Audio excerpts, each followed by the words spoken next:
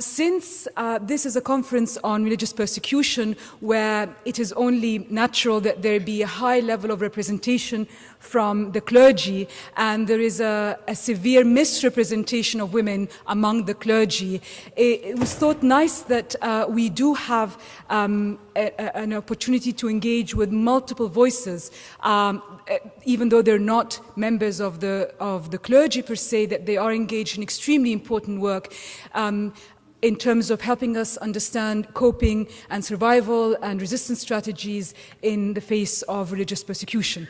We have a wonderful panel which does represent multivocality, and I think it's important to highlight the fact that when we talk about multivocality, we're talking about the intersection of identities. Not just, they will not be speaking as women, they will be speaking as women who have done tremendously important work. They'll be speaking in their professional capacity, in the capacity of the context in which they work, and so forth. Or may I just clarify, they will not just be speaking on the basis of their gender identity. We have Tehmina, Arora from India, and who will be engaging with the question of using legal frameworks as a strategy of challenging forms of persecution. We have Sister Joanna Salib from Egypt, who will be engaging with development as a pathway of resistance. We have Helen, who will be engaging with the power of voice as a mode of raising awareness and transformation. We will have Pascal, who will, from Iraq, Helen is from Eritrea. Pascal from Iraq, who will be engaging with using human rights monitoring mechanisms and policy, the policy sphere to address human rights violations, especially those pertaining to religious freedoms. We will have this as a conversation. We will try and make sure that there is at least half an hour for Q&A. Thank you. So I'd like to start with Tehmina. So you are a human rights lawyer from Delhi. You've long defended the rights of Christians, especially those that are arrested, and you've done enormous amounts of capacity building work for lawyers and others in terms of understanding religious freedom in the law and how to make it relevant for context. But it's really through your work in the eastern part of the country that you witnessed firsthand what communal violence does. And it was transformative in terms of the assumptions and the experiences that this brought. Can you tell us a little bit about it? Yes, thank you very much for this opportunity to share my experiences. Orissa, the violence in Orissa in the eastern part of India broke out in 2000 and again in 2008. And in many ways, this was the worst ever violence as Christians we had faced in the history of independent India. And I was able to travel down to Odisha from Delhi, where I live, very soon after the violence. And when I got there, there was still sporadic violence taking place. And we had an opportunity to visit relief camps, to meet with the victims firsthand. And it changed me completely, partly because I was meeting what they were calling in the newspapers and in reports about why the violence was taking place, people who were called rice Christians, Christians who had accepted some favors or some benefit and had adopted this Christian faith, and now they were being targeted for it. And when I met individuals there for the first time, I was able to ask them this question about when they converted, and very often it was generations previous that had converted. And I was meeting people who had lost everything. They were very poor to start with, and even that little that they had, the little hut, the little utensils, the clothes, their documents, everything had been gone. Everything had been taken from them, stolen. Their homes had been destroyed by fires. Mobs had attacked their families. And we asked them about their faith, and they said, well, of course we're Christian. Who else will we be? Where else will we go? And it transformed me about this question. It helped me think through that question about who is this rice Christian that our newspapers talk so frequently about, and the accusation that is being made against the Christian community in India. And it really challenged me to begin our legal work there. I had been involved in a lot of training prior to that, but not so much in litigation. And we were able to set up our legal aid camps there and begin to start that legal process, filing the criminal complaints, making sure that they got some justice. We failed miserably in many ways. We could not provide for many of them the justice that they so badly needed or deserved. But the stories, I remember meeting a young lady, Namita. She was in the relief camp. She had traveled for 4 days before she had got to the relief camp, and she was pregnant at the time. And when I met her, she just had her baby. The baby was in her arms, a newborn baby. And I was a young mom myself. I had remembered what it meant for me to be giving birth in a very sterilized hospital back in Delhi. And here was this young mom who had to bear travel in the relief camp, pregnant, and then to have to deal with a newborn baby. Talk about postmortem stress, if ever. I think, or Sister Mina, a Catholic nun who was brutally gang raped, and then dragged to the police station by the mob because they wanted to have her arrested. And as she pleaded for assistance by various police officials she saw along the way, she was told repeatedly that, what's the point of you filing your complaint? What is the point? You know what it would mean for a woman to have, and a Catholic nun at that, to have the label of being a rape victim. What would that mean? And these were real people who were suffering terrible injustices. And the ordeal continued for several years, in fact, after that, because the relief camps lasted for 2 years. Many of them are still, even in 2015, unable to go back to their villages because they find that the level of threats that they receive on a day-to-day basis is too high, unable to return. And what it has meant for their faith, to continue to cling to that in spite of the odds. So yes, in a way, it was very transformative. It helped me evaluate my own faith, but also my practice as a lawyer, my experiences as a lawyer, and to begin to work more closely with the persecuted church. Yeah. And on the same theme of transformation, Sister Joanna, you've also witnessed transformation on the ground. You're a physician in terms of your professional background. You have 20 years of experience on the ground doing development in some of the most marginalized and poorest parts of Egypt. You established several NGOs. You've won prizes from the ministry, the Egyptian Ministry of Social Affairs, in recognition of your work. And you've also played a central role in the development of the work of the Female Genital Mutilation Task Force. And you also saw transformations happening on the ground through your work, in particular with respect to the perceptions of Muslims about Christians. Even though you were engaging there with, in your identity as a woman and as a Coptic Orthodox sister. So tell us about what kind of changes you witnessed and the kind of work you do through which you saw these kind of transformations. I came from a convent, Daughters of St. Mary Convent, from the Coptic Orthodox Church. And our convent gave permission for the nuns to work with the community. I mean community mixed Muslims and Christians without discrimination. So we have schools, hospital, dispensaries, nurseries, and I'm working with the villagers in many villages. We registered a non-governmental organization so we can be official to take funds and to work with the villagers.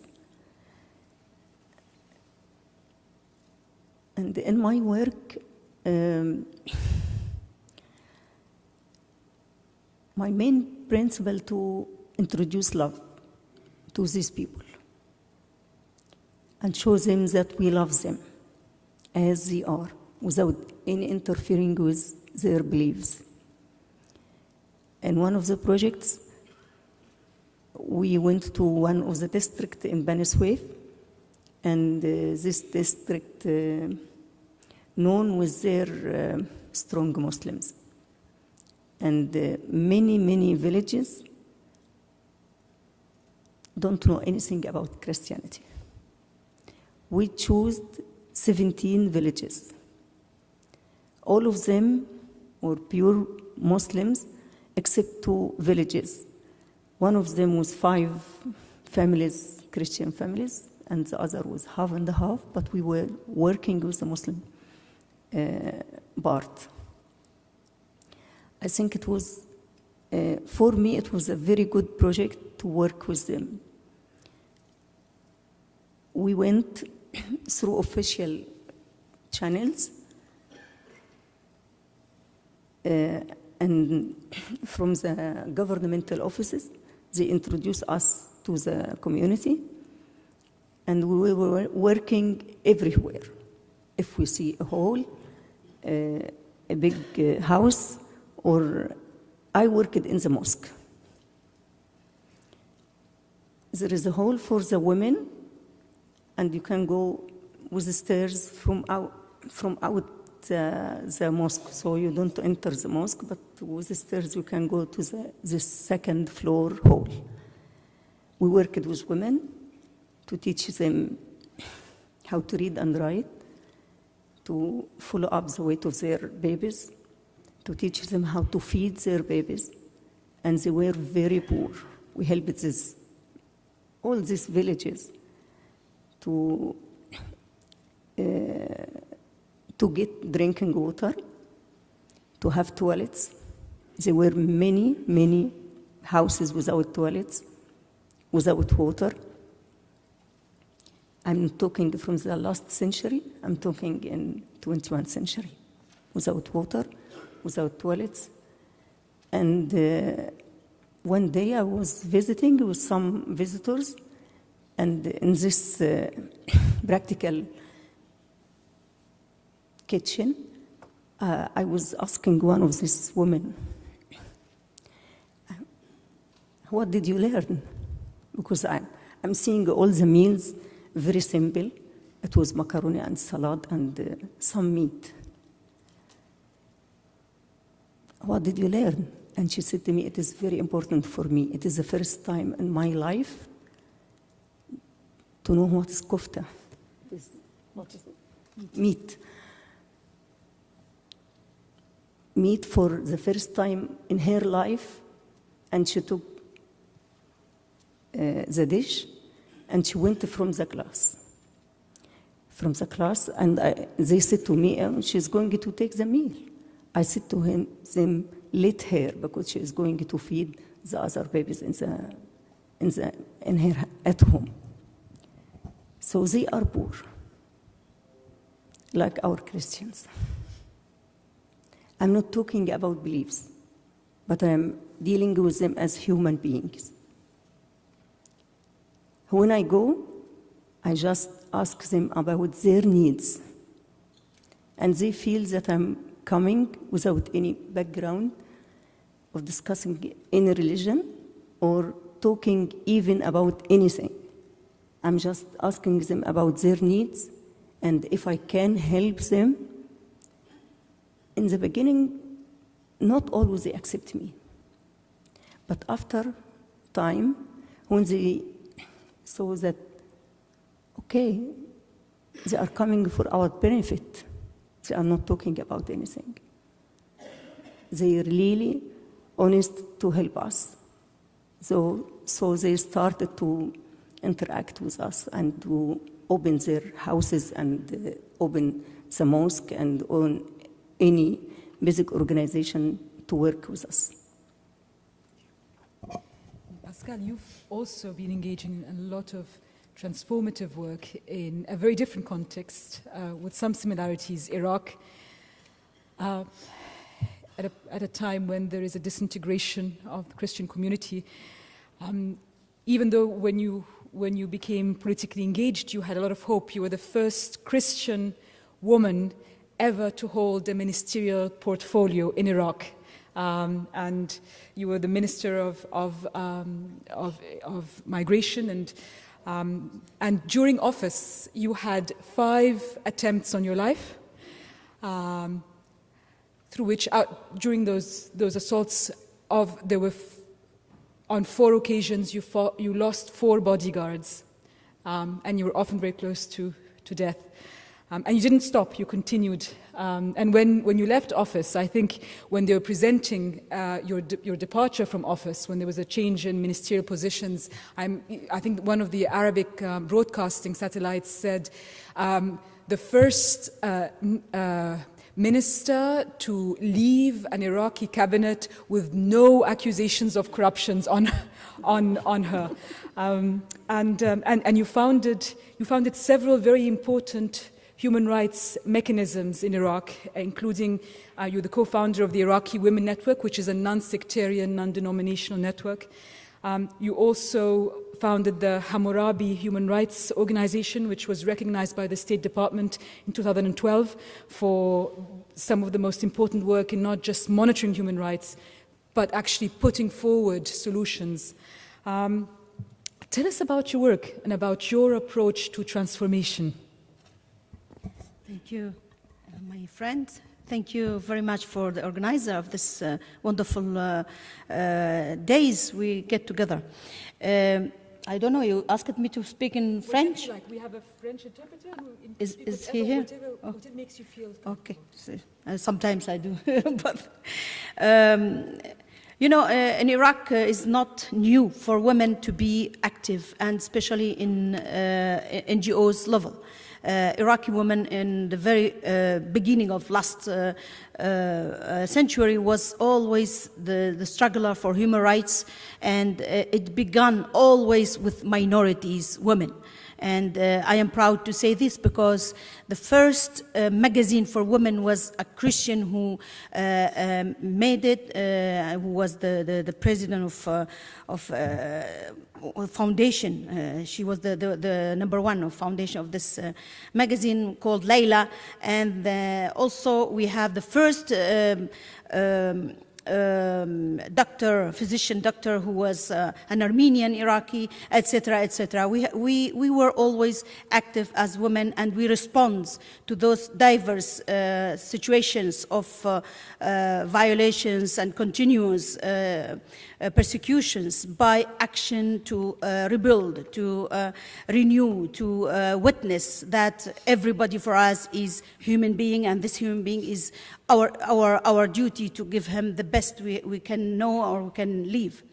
I think the human rights issue was my issue since very early of my life. I not beginning from ministry. It was really last thing I got to it, and I didn't really work it for. I worked for human rights since very early age in my village, and then I was because of oppression of the system in Iraq, Ba'ath system, who obliged everybody to be Ba'athis. If not, you have to get problems, even die. So I was one of those who was followed by that regime, and I was obliged to leave my country in 1 year before I finished my bachelor. So I was to France, and I continued to study in France. I was later after to Lyon University, Catholic University, where I did Maîtrise and DOA in human rights, and which really brings me to be able to do a professional work today. When UN and others read our work, they say, oh, you are making reports which are more professional than UN and more details. We say because we are just in the experience of things, and people come to us. So as Hammurabi Human Rights Organization, we have 3 main poles we concentrate on. It is monitoring of human rights in Iraq as general, but we concentrate on minorities. We founded this organization because of human rights, of Christian human rights. We were Christian when we founded. But when we worked inside Iraq, we saw that not only Christians were really targeted, other minorities as well, even some Muslim ethnic minorities. So we opened doors for all those people who are in our case, and we have Hammurabi Human Rights Organization, many from all Iraqi identities. So monitoring the human rights is our issue, issuing annual and semestrial and even daily reports which are published for government first of all, and then we send it to international level, and then we also take our first duty, the capacity building for Iraqi official cadres. You know, Iraq really need this rebuilding of a country which is completely destroyed administratively, even the mentality of corruption is became in Iraq like a culture, which is very difficult to be destroyed in a little time. So we, as NGOs, we are more implicated, not only my organization, but other organizations with who we cooperate, and women organizations which are very, very active. We were the first who pushed for the first demonstration in 2003 to bring women's rights to the parliament. You know, Iraqi man is just a contradiction. He lives in a contradictory way. He is open to women. He would like to see women work, but no much place to women. Whenever it's a question of getting to a right, it has to be the priority. So we have problems to get to decision-making areas. So we were able to change this in imposing a quota, and I have honor to say it, I was one of those who really led the first demonstration in an area where we were dreaming on democracy, and we were saying that we begin democratic system in Iraq. So women were the first who exercised that right in the middle of Baghdad in very critical situation of insecurity. So we imposed there, the quota, but just 1 minute, the quota for women, and in the same time we abolished the decision of Political Council 137, which was replacing Iraqi civil code by Sharia law. So Muslims before Christians, we were just saying, no, it's impossible, because Iraqi civil law have many articles which are not right, but is the most advanced civil code in the Middle East. And we would like to stay with this civil code in amending some of articles.